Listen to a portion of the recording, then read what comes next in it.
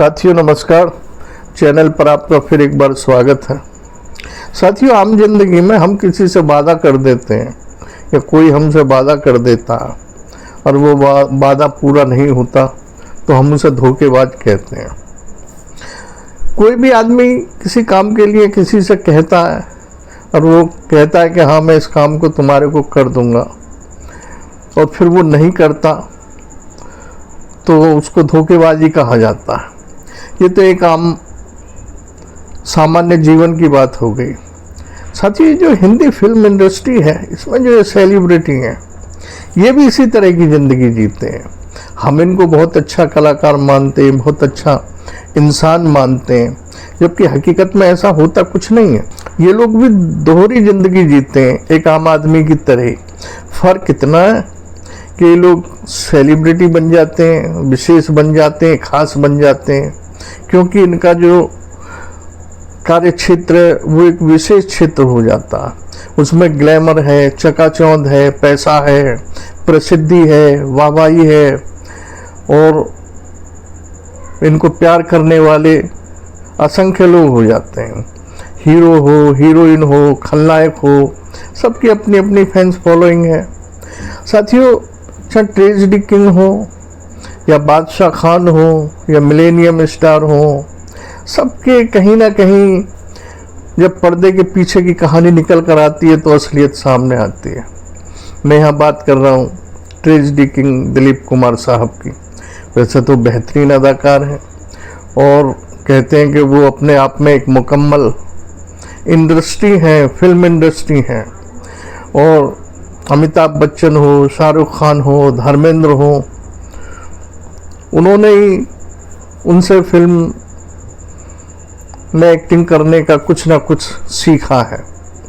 साथियों, गुरुदत्त साहब का भी एक अपना मुकाम है। आज की नई जनरेशन तो शायद नहीं जानती होगी, लेकिन हम हैं या हमारे बराबर के जो लोग हैं या हमसे पुराने लोग हैं, वो गुरुदत्त के नाम से बखूबी वाकिफ़ होंगे, जानकार होंगे। गुरुदत्त ने अपने समय में, कम समय में, बहुत ही बेहतरीन फिल्में बनाई थी। कागज़ के फूल, प्यासा, चौंदवी का चांद, CID, इस तरह की अनेक फिल्में थीं और वो फिल्में सफल रहीं। कुछ फिल्में बॉक्स ऑफिस पर अच्छा कलेक्शन नहीं कर पाई, लेकिन उनकी जो कहानी थी वो एक क्लासिकल स्तर की कहानियाँ थीं। साथियों, गुरुदत्त साहब जब प्यासा फिल्म बना रहे थे तो उनके दिमाग में इस फिल्म में हीरो के लिए दिलीप कुमार का नाम था। इस फिल्म के लिए संगीतकार, गीतकार, कहानीकार, हीरोइन जो भी लेने थे सब तय हो चुके थे। गुरुदत्त साहब दिलीप कुमार साहब के पास गए, उन्हें इस प्यासा फिल्म की कहानी सुनाई, स्क्रिप्ट बताई। उन्हें ये भी बताया गया कि इसमें ये हीरोइन है और ये कहानीकार है, ये गीतकार है, ये संगीतकार हैं, और आप इसमें हीरो के रोल के लिए सहमति दे दें। दिलीप कुमार साहब ने जब ये सुना तो उन्होंने अपनी सहमति दे दी और कहा कि मैं इस फिल्म को करूँगा। उनकी सहमति मिलते ही मुहूर्त का दिन तय हो गया। स्टूडियो में जिस दिन मुहूर्त होना था उस दिन सब तैयारी हो चुकी थी। पंडित आ चुका था, सब सामान आ चुका था, डायरेक्टर, निर्देशक, हीरोइन और भी जितने कलाकार थे जो होने थे उस फिल्म में, वो सब सेट पर पहुंच चुके थे। उस समय इंतज़ार था तो सिर्फ दिलीप कुमार साहब। इंतज़ार करते रहे, दिलीप कुमार साहब नहीं आए। गुरुदत्त साहब को पता चली तो मालूम पड़ा कि बराबर में एक स्टूडियो है, वहाँ BR चोपड़ा के साथ वो एक मीटिंग कर रहे हैं किसी फिल्म के लिए। गुरुदत्त ने पैगाम भिजवाया कि आप आइए, मुहूर्त का समय निकला जा रहा है। दिलीप कुमार साहब ने जवाब भिजवाया कि मैं 10 मिनट में पहुंच रहा हूं, लेकिन वो 10 मिनट भी गुजर गए, घंटा गुजर गए, 2 घंटे गुजर गए, दिलीप कुमार साहब नहीं आए। शाम हो गई। गुरुदत्त साहब बड़े परेशान, करें तो करें क्या। दिलीप कुमार ने हाँ बोल दिया, लेकिन समय पर मुहूर्त देने भी नहीं आए और ये भी नहीं कहलवाया कि अगले दिन का मुहूर्त शूट रख दें, मैं तब आऊँगा और तब मुहूर्त शूट अदा करेंगे, उसको फिल्मांकन करेंगे। यहाँ गुरुदत्त साहब के एक भाई थे और कहानीकार, उन्होंने गुरुदत्त साहब को ये सलाह दी कि इस फिल्म में, प्यासा जो फिल्म है, इसमें जो हीरो का रोल है उसे आप क्यों नहीं अदा करते, आप प्ले करें उसे। साथियों, गुरुदत्त साहब कभी भी अपने आप को बेहतरीन कलाकार नहीं मानते थे, जबकि वो बेहतरीन कलाकार थे।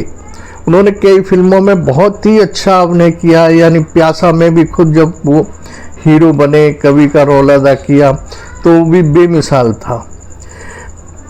उन सब की बातें सुनकर गुरुदत्त साहब ने सोचा, समझा, और ये जो फिल्म प्यासा बनी, इसमें जो हीरो का रोल दिलीप कुमार साहब करने वाले थे, वो गुरुदत्त साहब ने अदा किया और ये फिल्म एक कालजयी फिल्म बन गई। साथियों, जब दिलीप कुमार साहब से पूछा गया कि आप क्यों नहीं गए इस फिल्म पर, जब आपने कह दिया था कि मैं मुहूर्त शूट भी दूंगा और मैं इस फिल्म में हीरो का रोल भी अदा करूंगा, तो उनका जवाब था कि इसकी कहानी कुछ देवदास फिल्म से मिलती जुलती थी, इसलिए मैं इस फिल्म को करना नहीं चाहता था। अब बहाने तो आदमी बनाता ही है, बाद में किसी दूसरे विषय पे दोषारोपण करता है या किसी तीसरे व्यक्ति पे दोषारोपण करता है, और उसको बच निकलने के लिए रास्ता तो बनाना होता है। वो अपने आप पे क्यों दोष ले, कोई भी दोष नहीं लेता, ना आम जीवन में लेता है, ना ये सेलिब्रिटी लेते हैं।